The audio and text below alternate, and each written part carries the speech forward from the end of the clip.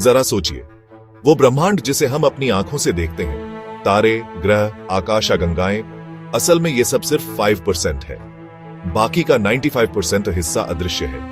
न इसे हम देख सकते हैं, न छू सकते हैं, न ही समझ सकते हैं पूरी तरह। तो आखिर ये 95% है क्या, और कैसे साइंटिस्ट ने इसे खोजा? नमस्कार दोस्तों, मैं हूं विष्णु, और आज हम अनरेवल करेंगे डार्क मैटर और डार्क एनर्जी का रहस्य, ब्रह्मांड की वो शक्तियां जिन पर हमारी पूरी कॉस्मोस टिकी हुई है। दोस्तों, अगर आपको यूनिवर्स, साइंस और ऐसे ही माइंड ब्लोइंग रहस्य जानने में मजा आता है, तो अभी चैनल विष्णु दिवाकर को सब्सक्राइब कर लीजिए, क्योंकि आगे हम उन सवालों की खोज करेंगे जो आपकी सोच की सीमाएं तोड़ देंगे। अब चलिए शुरू करते हैं डार्क मैटर और डार्क एनर्जी की इस अद्भुत यात्रा को। हमारे टेलीस्कोप से जो कुछ हम देख पाते हैं वो सिर्फ स्टार्स, नेबुले, प्लैनेट्स और गैस क्लाउड्स हैं। लेकिन जब साइंटिस्ट्स ने गैलेक्सीज की मोशन ऑब्जर्व की तो एक बड़ा रहस्य सामने आया। गैलेक्सीज अपने स्टार्स को इतनी तेजी से घुमा रही थीं कि विजिबल मैटर अलोन उन्हें बाइंड नहीं कर पा रहा था। इसका मतलब था कि कोई इनविजिबल मैटर मौजूद है जो एक्स्ट्रा ग्रेविटी पैदा कर रहा है। यही कहलाया डार्क मैटर। डार्क मैटर ब्रह्मांड का लगभग 27% हिस्सा है।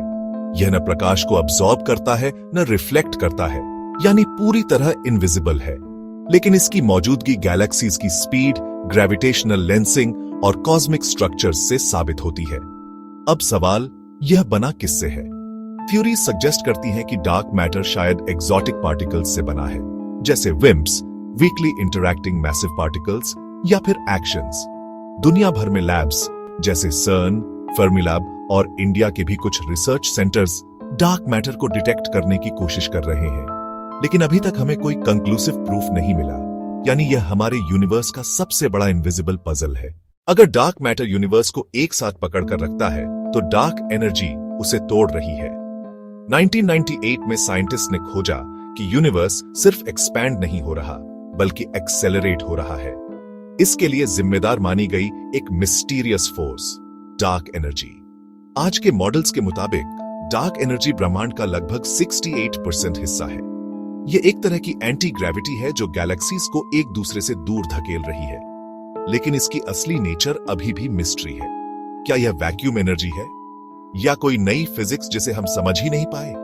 साइंस अभी भी इस सवाल से जूझ रहा है। डार्क मैटर और डार्क एनर्जी सिर्फ थियोरेटिकल कॉन्सेप्ट्स नहीं है, बल्कि ये हमारे यूनिवर्स का फ्यूचर तय करेंगे। अगर डार्क एनर्जी एक्सेलरेट होती रही, तो यूनिवर्स में गैलेक्सीज एक दूसरे से इतनी दूर चली जाएंगी कि बिलियंस ऑफ ईयर्स बाद स्टार्स भी नजर नहीं आएंगे। इसे कहते हैं द बिग फ्रीज। कुछ थ्योरीज कहती हैं अगर डार्क एनर्जी और तेज हो गई तो यूनिवर्स खुद को फाड़ डालेगा।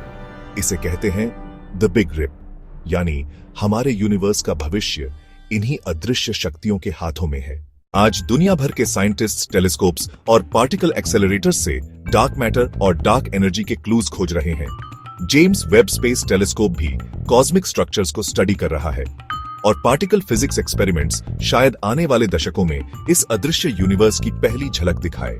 शायद एक दिन हम जान पाएंगे कि ये इनविजिबल 95% आखिरकार है क्या। तो दोस्तों, डार्क मैटर और डार्क एनर्जी हमें याद दिलाते हैं कि ब्रह्मांड के सबसे बड़े रहस्य अभी भी अनसुलझे हैं। अब मैं आपसे पूछता हूं, क्या आपको लगता है कि साइंस आने वाले 100 वर्षों में डार्क मैटर और डार्क एनर्जी को समझ पाएगी, या ये रहस्य हमेशा रहस्य ही रहेंगे?